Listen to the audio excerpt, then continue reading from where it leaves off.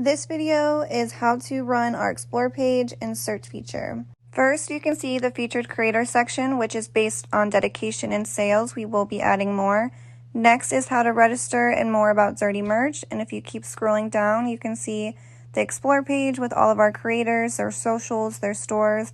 This is based on activity, so those who log in the most are on top.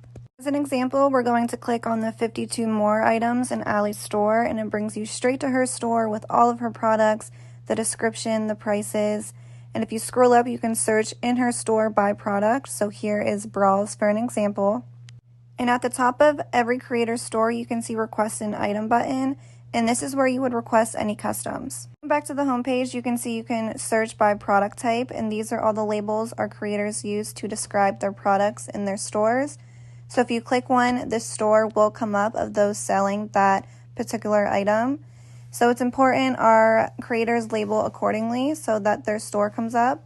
So I searched fishnet and Vinny's store came up with all of her fishnets, descriptions, prices, and all of that.